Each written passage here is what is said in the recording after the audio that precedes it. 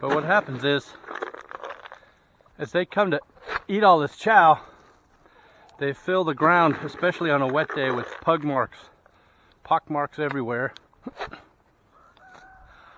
Go it!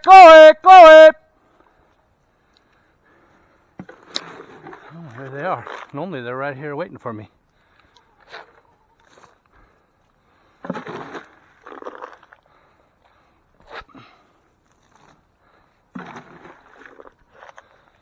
So, although this feed is meant for the pigs, it attracts all comers, as you can see. Sheep, goats, chickens. Go it! I don't know where the pigs are. This is really unusual that they don't hear me coming. They're not already here. Go it!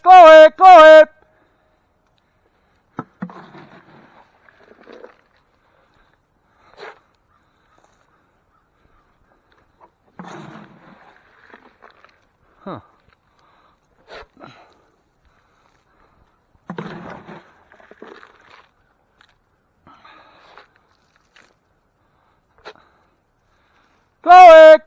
Go it!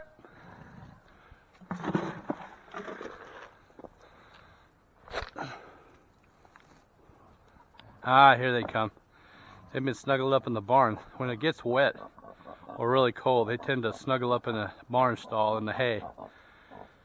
And they don't like to come out, but here's the first of them. There's 4 of them total. This one is Bay Conga. He's probably, let's see, I guess probably about a year old now. He is the offspring of my breeding sow and boar. Chloe! It is really unusual for the pigs not to be waiting for me when I get here. Here's my girl Daisy. Here's my girl. Alrighty. Daisy's the matriarch of our farm. Hey baby doll. It's alright. You hungry? Is you hungry?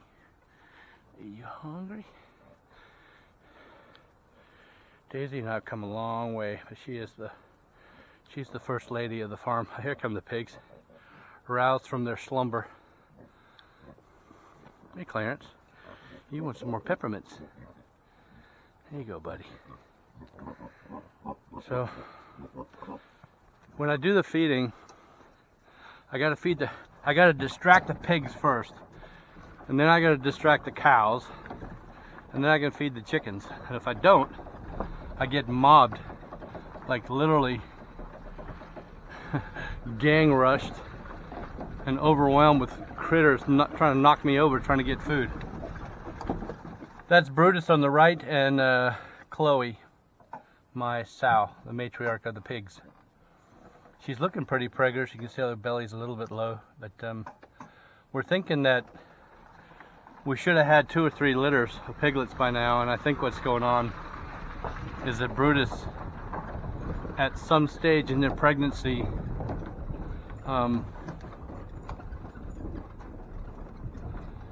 causes them to abort by beating them up and punching them in the stomach, and that's why we haven't had any litters. Because I know I know it for a fact that Chloe is a proven sow, which means she's had multiple litters of piglets in the past. So it's not like she's barren. So, and I know that they've been mated because I've seen Brutus mating them. And what I do is I close the door on this stall for Daisy. I put her feed in. Now, I'm not putting much feed, maybe about 1/8 of a bucket. It's just enough to get Daisy to come and get her chow every morning. And the reason for that is, I mean, I don't feel like I need to give it to them for the nutrition. This is really just training them to come into a stall so that if I ever need a vet to come work on them, I can basically get them hooked on the crack, if you will, this fermented feed. So I can get them into a stall should I ever need to contain them for a vet, or to load them up to go somewhere, or to do anything with them. Because if you don't have that, Clarence is trying to get in on the action here. Hey buddy, lift your head up like that, I'll give you some. If I didn't do that, they'd just be wild, and they're, you know, rare occasions when I needed to work on them or have the vet look at them, they'd be like wild deer. I couldn't get close to them.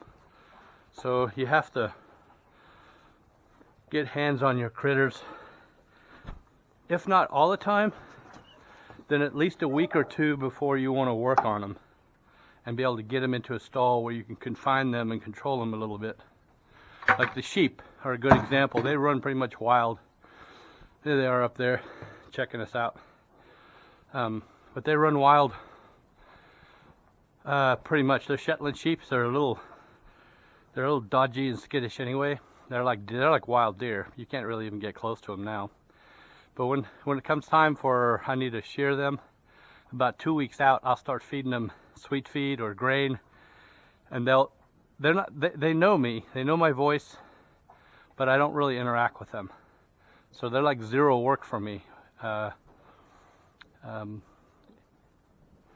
you know, if you can anticipate when you're going to need to work on them, then like I said, you start feeding them a little bit and have them start getting used to coming in, so you can contain them and do whatever you need to do with them. All right.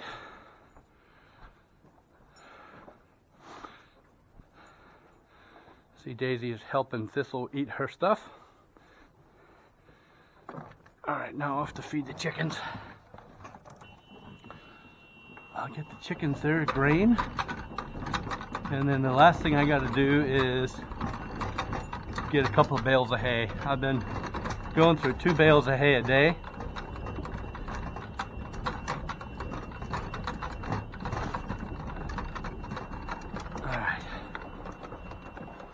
Alrighty. Oh man, that's gonna be mushy, mushy, mushy. I think I'm gonna need to walk down there actually. Alright buddy, come on, here we go. I think I'm gonna need to walk down there. So I'll grab the chicken bucket and a stick so I don't fall on my rear end, because it's really mucky and slip. Mick, no! He got his butt beat a couple of days ago. He loves to attack my walking stick. And I was having a bad day and pissed off at the world. And I let him have it. So now he's a little more circumspect of my stick. He's still got a lot of puppy in him. Now I'm learning that the breed, the Border Collie breed, in my experience, they are bred to mess with things. They got so much energy.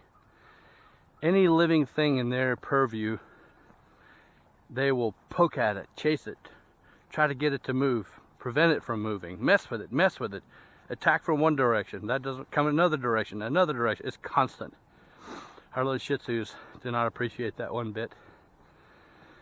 He's just constantly after the chickens, the guinea fowl, it doesn't matter, cows, cats, whatever. He's just constantly looking for something to mess with and to harass. That's just the nature of the dog. They want to push him and poke him and hurt him and get him to move. And once they start moving, they want them to stop them from moving. And then they want to move them again. they're